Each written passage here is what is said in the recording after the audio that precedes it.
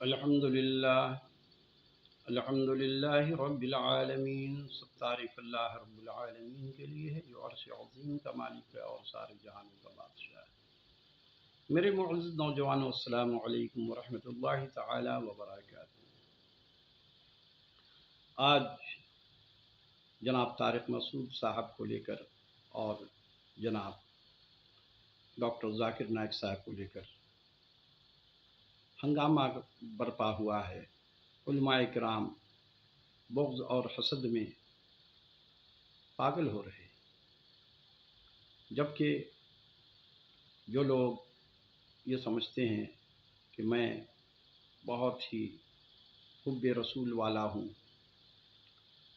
تو وہ یاد رکھیں کہ آپ کے پاس کوئی ایسا آلہ نہیں ہے جس سے آپ کسی کے دل کو چیک کر سکتے ہیں۔ ٹھیک ہے، آپ نبی مکرم صلی اللہ علیہ وسلم سے بہت زیادہ محبت کرتے ہوں گے، لیکن میں آج آپ کو ایک صحابی جو تمام صحابی سے سب سے زیادہ غریب تھے، جن کو میں محبت سے کہتا ہوں بلیک ڈائمنڈ،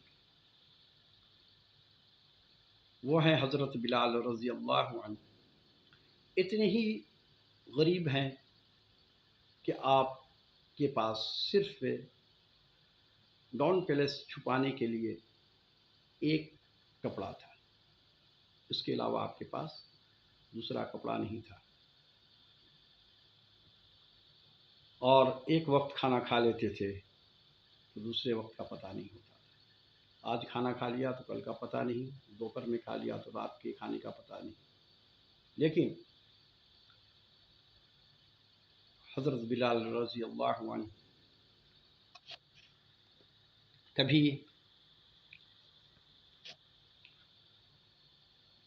انہوں نے دنیا کے لیے ایسا کچھ نہیں سوچا کہ میرے بھی حالات امیروں جیسے ہو جائیں،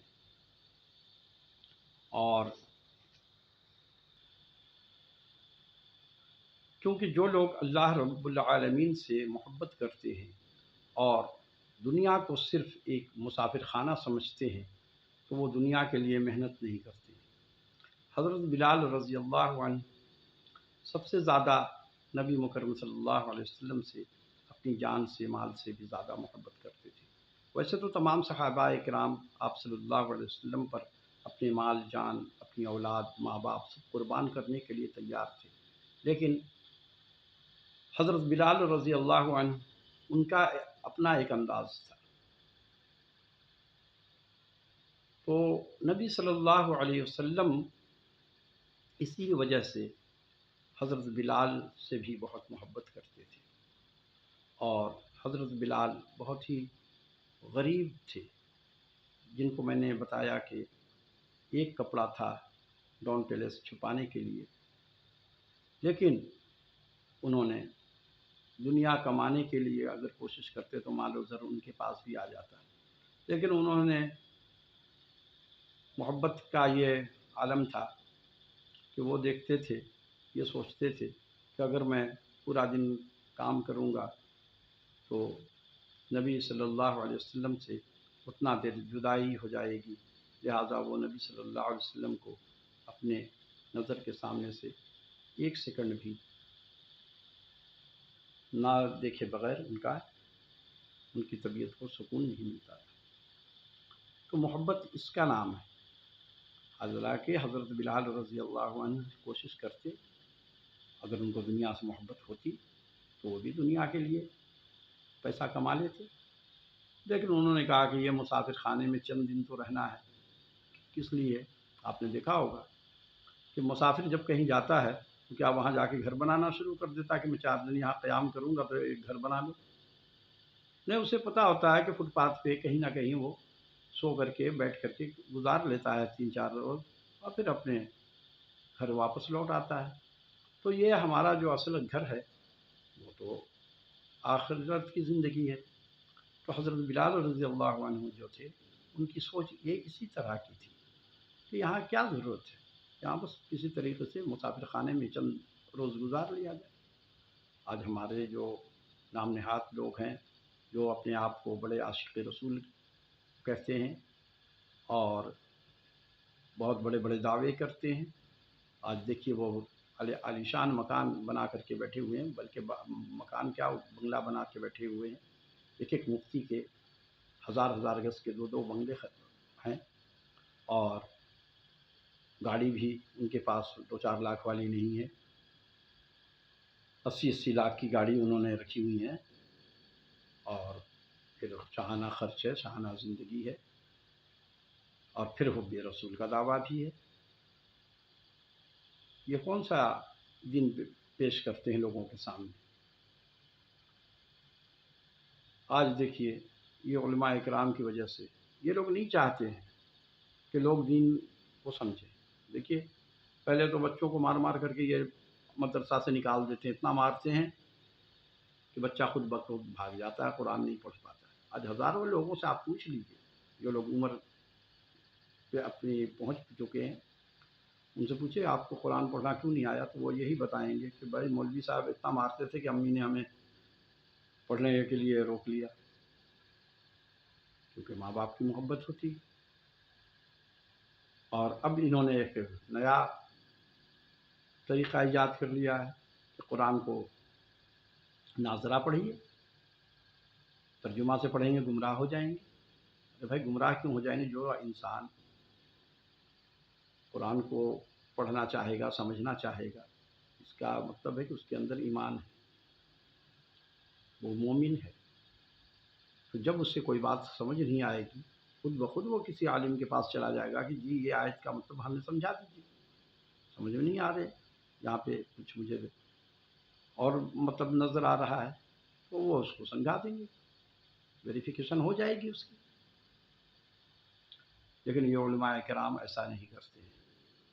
ان لوگ جو ہیں اپنے آپ کو سب سے بڑا سمجھتے ہیں کہ ہم سے زیادہ متقی کوئی نہیں، ہم سے زیادہ عالم علم والا کوئی نہیں۔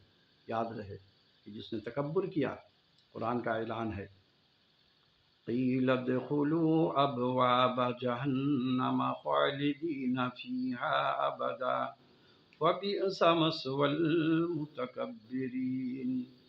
جو بھی تکبر کرے گا وہ ہمیشہ جہنم میں رہے گا۔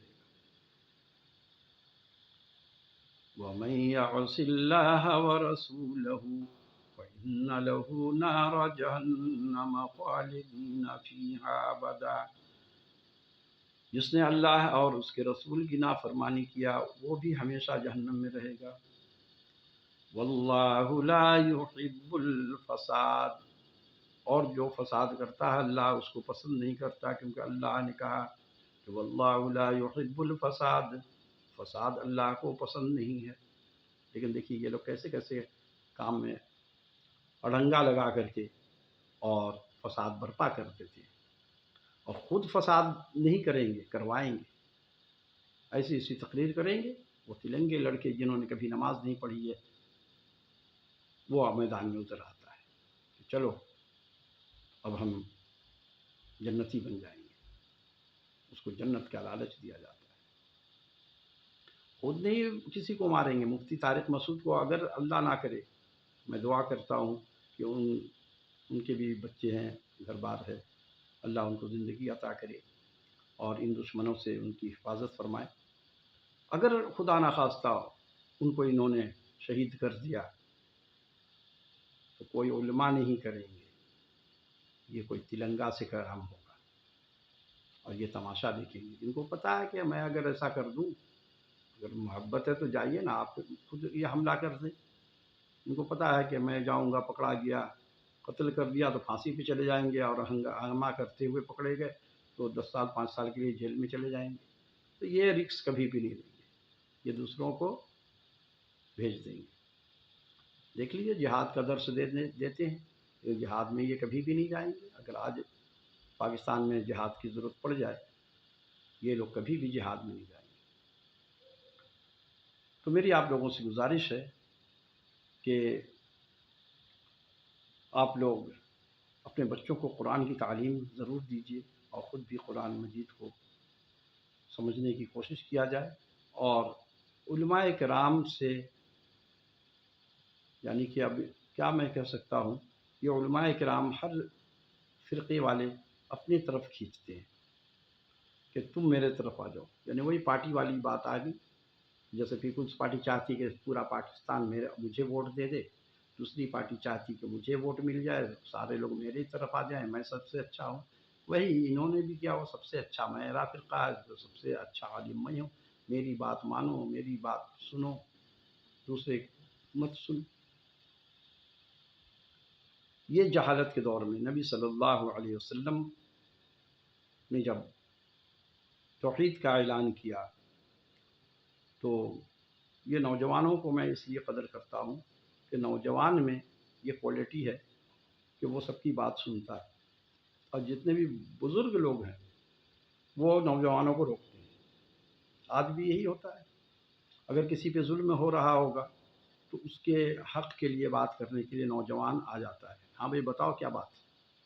لیکن اسی نوجوان کا باپ یا دادا ہوگا، وہ اس کا ہاتھ پکڑ کے اندر لے جائے گا گھر کے، تم دوسروں کے معاملے میں کیوں بول رہے ہو، چھوڑو ان کا معاملہ ہے.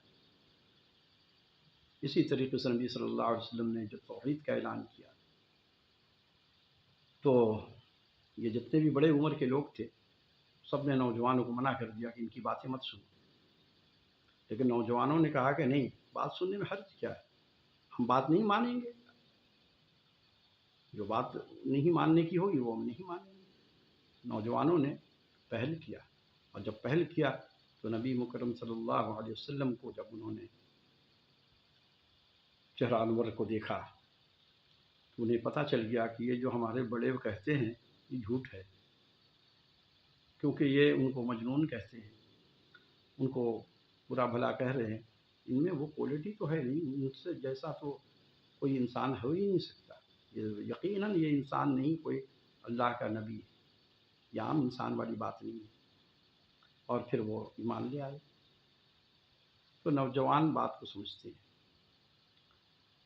تو نوجوانوں سے گزارش ہے کہ آپ سنیں سب کو، لیکن یہ یاد رہے کہ آج کل شرک بہت زیادہ کیا جا رہا ہے، نئی نئی چیزیں ایجاد کی جا رہی ہیں، اور پھر کہتے ہیں ہم سب سے زیادہ اچھے ہیں، ہم سب سے زیادہ متقی ہیں. وما علینا الا البلاغ.